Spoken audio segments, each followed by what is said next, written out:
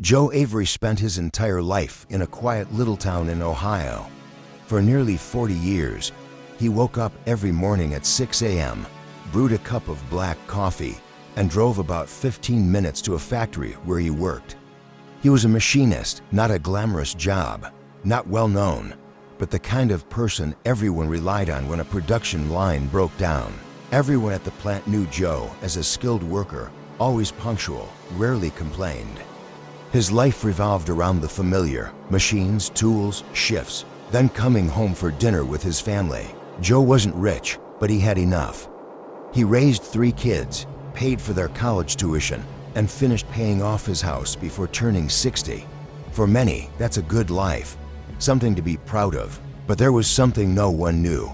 Maybe not even Joe himself paid much attention. For decades, what brought him the most peace wasn't fixing machines.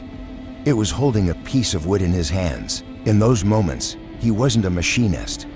He was someone creating something with his own hands. For Joe Avery, woodworking was always something deeply personal, quiet, unassuming.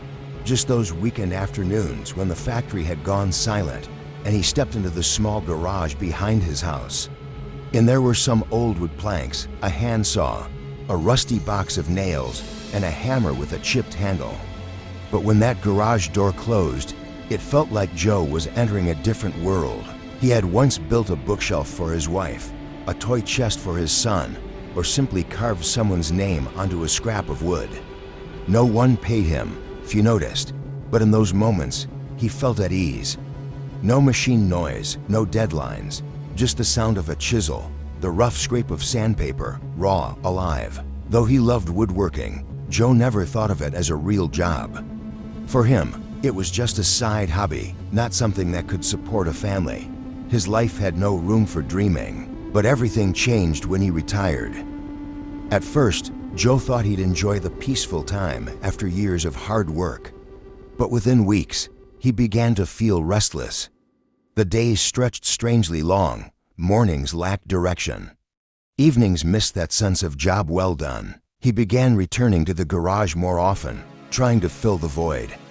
One afternoon, his daughter Emily came by and noticed a wooden table Joe had just finished. She said, "Dad, why don't you try selling these tables online?"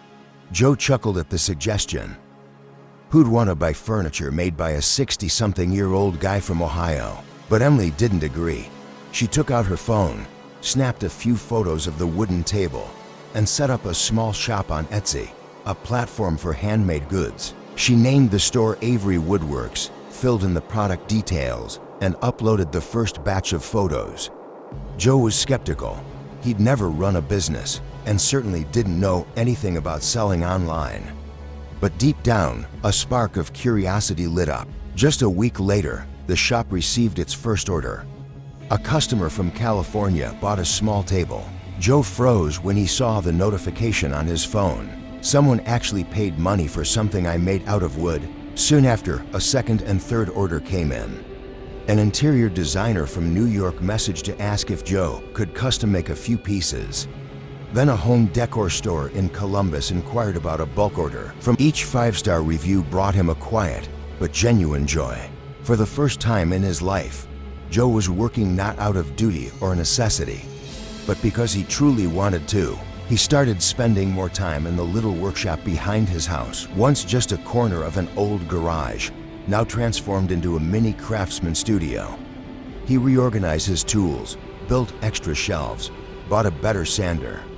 That space, every speck of sawdust and wood chip, became where he felt most alive. He worked every day without feeling tired. Mornings began with coffee and reviewing orders. Afternoons were for cutting, measuring, framing. Evenings, he replied to emails and sometimes watched tutorials on photo editing to improve his listings. From someone who used to think social media is just for kids, Joe gradually got used to reading comments on his posts. "This table is beautiful, thank you."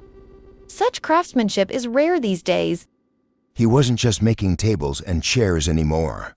He began crafting tea boxes, wooden picture frames, mini pet shelves, small things filled with care and precision. At 65, Joe decided to rent a small warehouse on the outskirts of town as his dedicated workshop.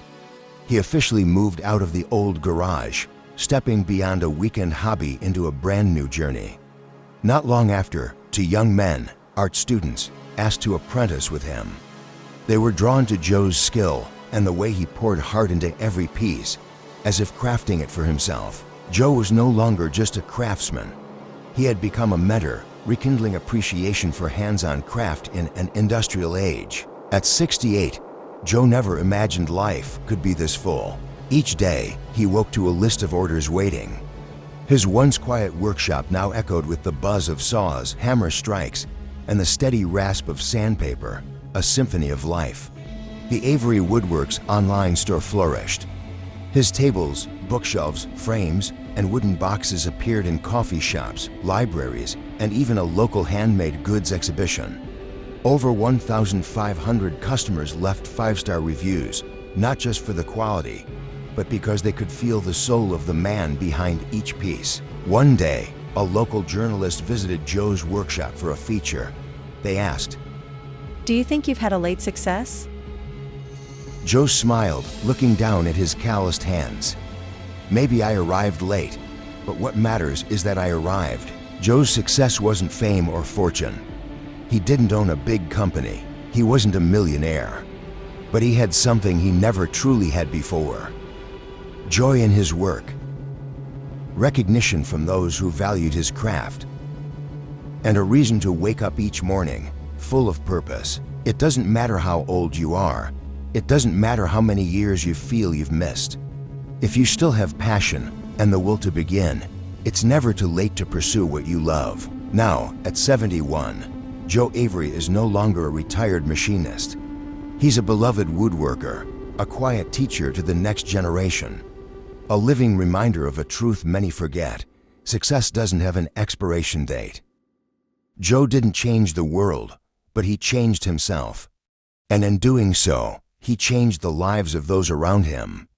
His two apprentices now run their own workshop, still visiting him weekly to learn new techniques. Customers from across the U.S. send him thank you notes, along with photos of his work proudly displayed in living rooms, libraries, and cozy workspaces. At the end of the day, Joe often sits on his front porch, watching the golden light fall over his workshop roof, holding a warm cup of tea. No more industrial machines, no more job stress. Just the peace of a man who found his path, even if it came in the final chapter of life. "I used to think my life had only one main chapter, the beginning," Joe says with a gentle